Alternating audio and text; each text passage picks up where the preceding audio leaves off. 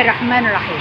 عزيزي المشاهد، احنا بنشوف في رمضان اشهر حاجه عندنا في رمضان كل سنه وانتم طيبين القطايف وبلح الشام وكنافه. احنا معانا بسم الله الرحمن الرحيم. عرفنا اشهر حاجه في رمضان وازاي الناس بتبقى مقبله على الكنافه في رمضان. الكنافه والقطايف والجلاش والرقاق والحلويات بتبقى مرغوبه شويه في رمضان عن الايام العاديه. ايه السبب؟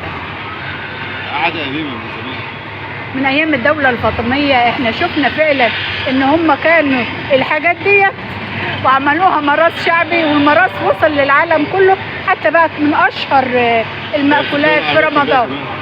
بقت في الدول العربيه كلها كمان. هي الدوله الفاطميه اللي بدات الحكايه دي، وانتلتها اما انتشرت عبر العصور وتحولت ان هي تبقى اكله الشعبيه في بعد الفطار في رمضان.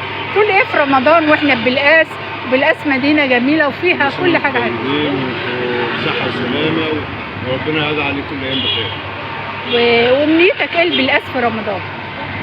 ربنا يصلح حال الناس ويبعد عننا الحروب ووجع القلب. احنا بنشوف محمد رمضان بيقدم برنامج جوائز، بتحلم فعلا ان فعلا يجي بلقاس ويبقى بلقاس فيها جوائز؟ يا ريت يا ريت، لان دي مركز صغير والمفروض يبقى اكبر من كده، يعني يخشوا امكانيات اكتر من كده. تمام، سعدنا بيك. ومعايا عرفنا بحضرتك. اسمي يعني؟ اسمك جاي تاخد ايه يا رضا؟ جاي تشتري ايه؟ شغال هنا؟ تقول ايه والشغلانه بتاعتكم كل الناس بتحبها ومقبله عليها؟ الحمد لله. اقول ايه يعني؟ حاسس ان فعلا بيوت كتيره بتبقى سعيده ان فيها حلويات رمضان؟ فعلا.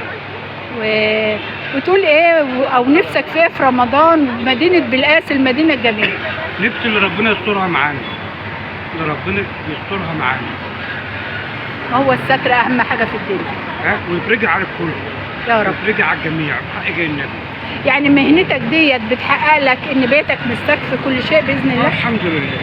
الحمد لله. الحمد لله فضل وعلا. احنا شفنا برضو القطايف اهي، كلمنا عن القطايف. القطايف بيعملها هو. السلام عليكم. حضرتك بتصنع القطايف، تقول لنا ايه في رمضان وهي شكلها جميل والناس مقبله عليها؟ تعالى الجهاد. انت الاحلى. ربنا يبارك لك. احنا برنامج صوت الحياه. تقول ايه في رمضان وانت بتعمل حاجه الناس كلها بتحبها ومقبله عليها؟ طيبين، والقطايف ده عاده بنعملها في رمضان كل سنه، والناس بتقبل عليها وحلوه يعني. انت مبسوط ان انت بتعمل حاجه طبعا الناس بتاكلها وبتجني ثمرتها اخر النهار؟ طبعا.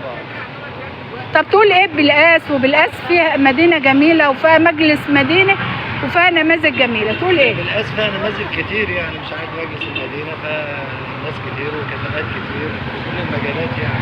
كل سنه وانت طيب. من خلال برنامجنا احنا النهارده عملنا حوار مع الناس في رمضان، وكل سنه وانتم طيبين.